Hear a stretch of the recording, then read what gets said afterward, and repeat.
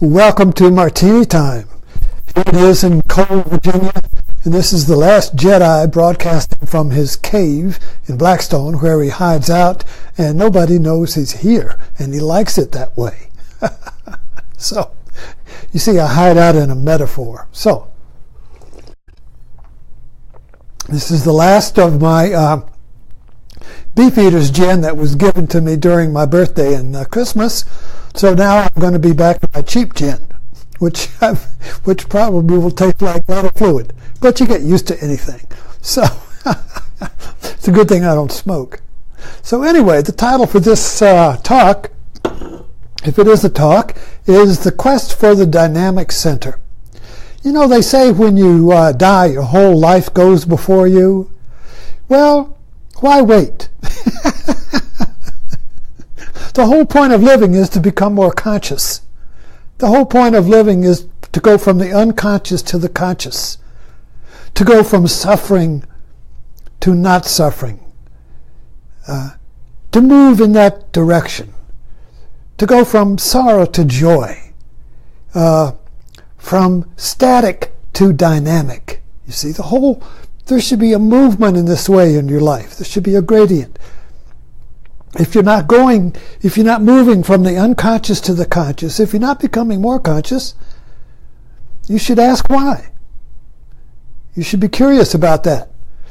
And so I'm a great narcissist because I'm constantly trying to understand who I am. You know, like having my whole life pass before me. It's kind of like when you have your whole life pass before you, you see the whole tragedy. You see all the games, all the mistaken, all the dreams, all the failures, all the dead ends, all of the circles, a lot of circles, going in circles, following your wake, think you're going somewhere and you say, oh damn, that's my own foot tracks, you see. Whoa. Understanding the games I play. That's what I mean by seeing your whole life, you see. So I'm constantly inquiring into who I am, which means, what are you about? What are you doing? What is your purpose? What is your trajectory? What is your story, you see? What is your myth? What are the unspoken ideas and thoughts? What are the unspoken dreams? What's beneath the surface of the ice of consciousness, you see? You want to clear away the snow on the ice and look down in there and see yourself looking back up. See? So today I just had some really good, in my readings, I write and I read during the day, kind of like a hermit. Kind of like, not maybe a hermit, but a monk. That's what I am. I'm kind of like a monk.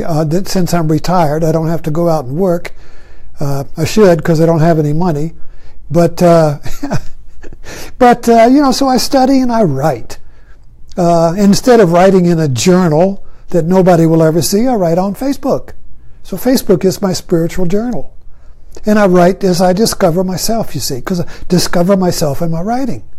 We should all have some art in which you discover yourself, whether it's quilting or cooking or carpentry or writing or dance or music or something.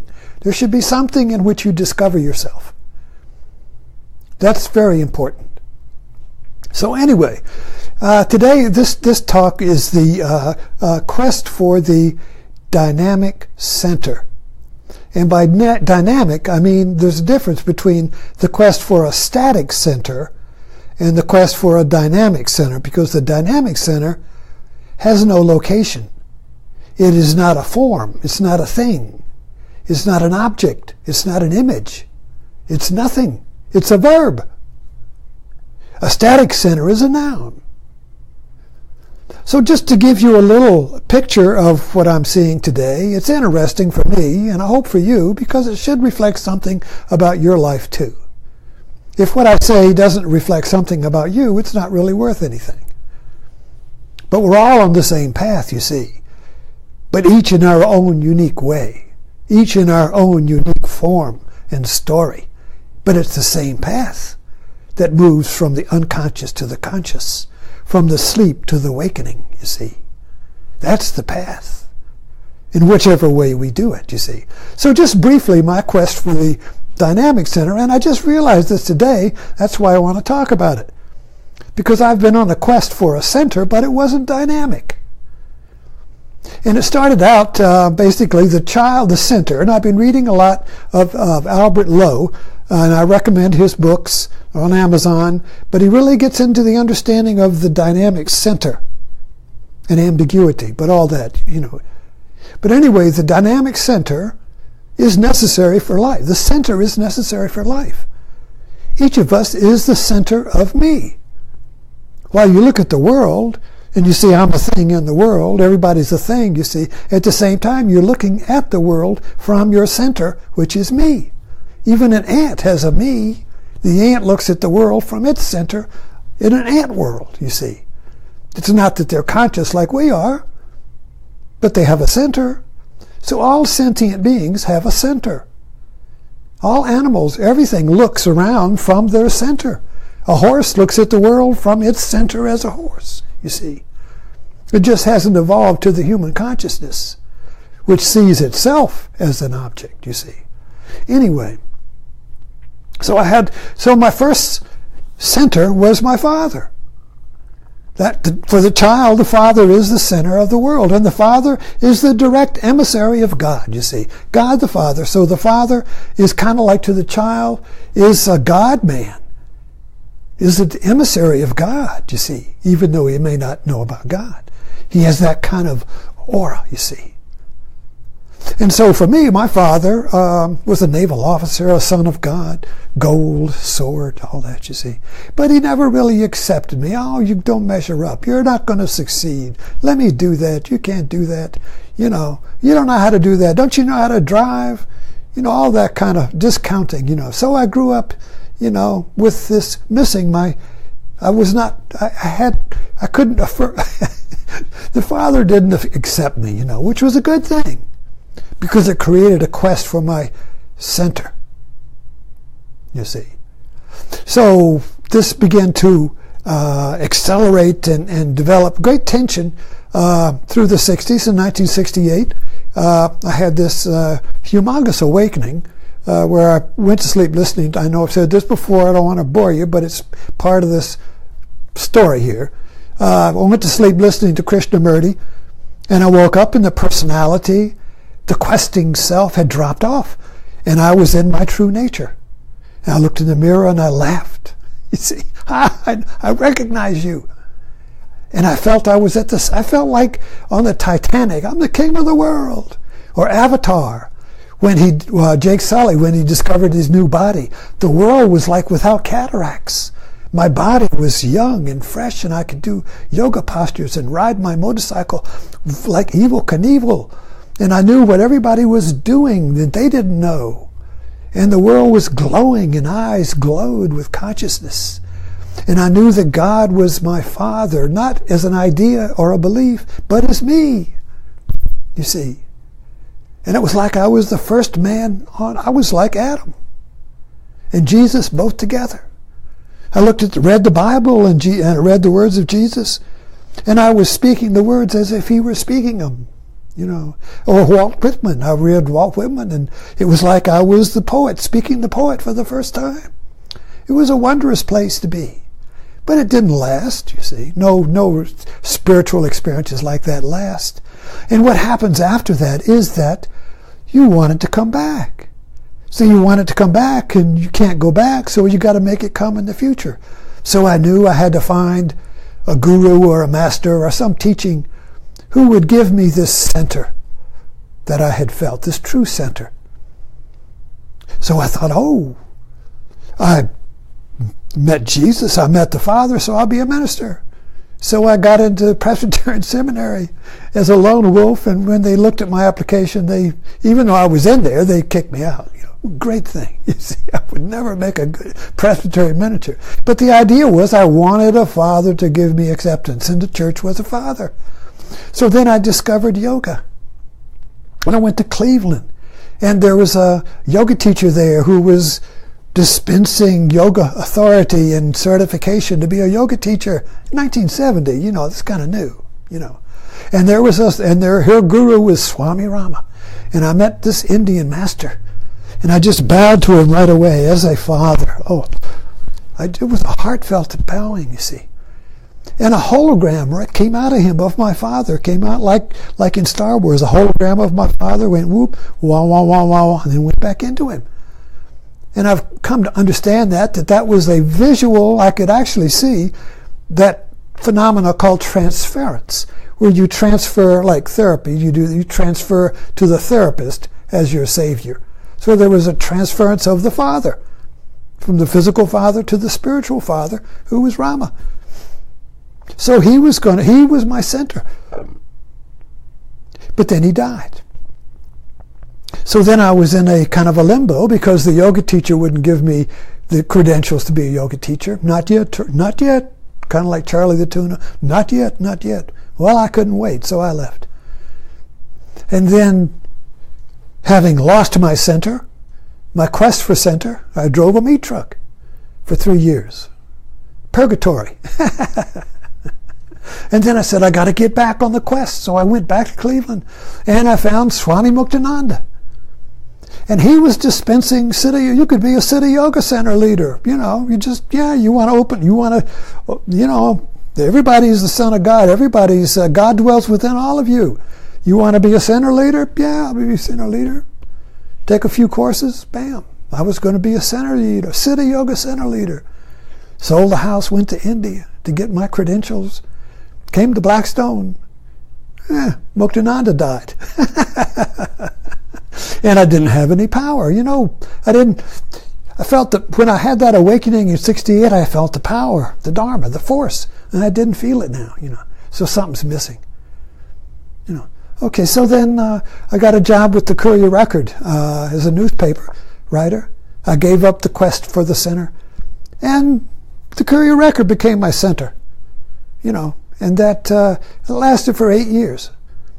Then the mythology of it fell apart, and I left and opened up my photography studio, and that was my center, But it wasn't my spiritual center. It wasn't that original self that had awakened back in 1968. That's what I wanted. That's what was haunting me. That's what was the demon that wouldn't let me rest in the world as just a normal person, and just do a job and go to Walmart. Let that be it.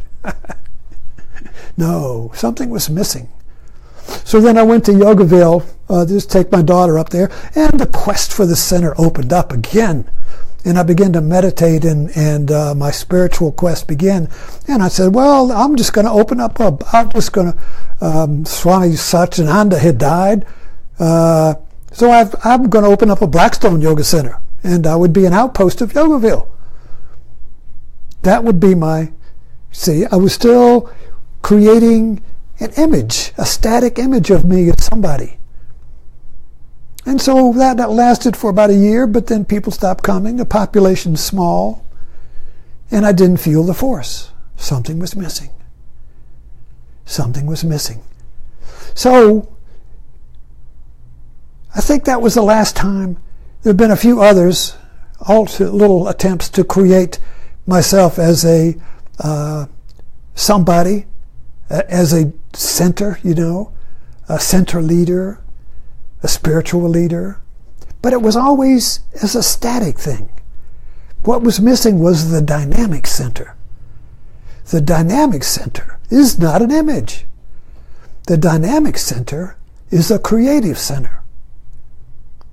So then I taught voluntarily at the and this was just recently at the Lifelong Learning Institute, and I would go there and teach a class for an hour and a half once a week on awakening insight meditation, and I would just go there and talk for an hour and a half, and people came, and it lasted for 6 years.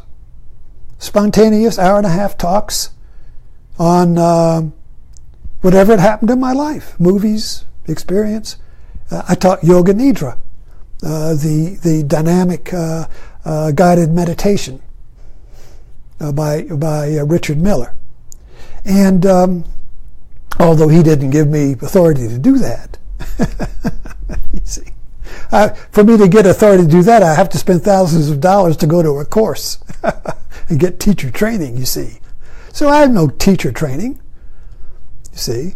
So anyway, when I gave up, something began to evolve inside. It's been like the search for the dynamic center through not this. I would think I had it and would, no, it's not this. I would create a new center. I'd be a new leader, a new this, a new... No, that's not it. Not this, not this, not this, not this. This is what drove me on, like peeling back the onion skins. It's not this. And I was fortunate and cursed by this awakening in 1968 because it gave me a taste of the dynamic center that's in us all. And that's dynamic means creative. I think this is the point I want to make. That we want to find a center that is an image. The image of me is being somebody. The image of me, and if I have an image of me as somebody, I need to have credentials. I need to have some exterior power or authority or tradition or religion affirm me as a spokesman for them, as an emissary for them, you see. Like the ambassador to the United States is affirmed by the president. That ambassador is an emissary of the president of the United States in a foreign country. But he is affirmed and authorized by the president. So I was looking for somebody to authorize me. But your dynamic center does not need authorization because it is already yours. It is already your birthright. You are that.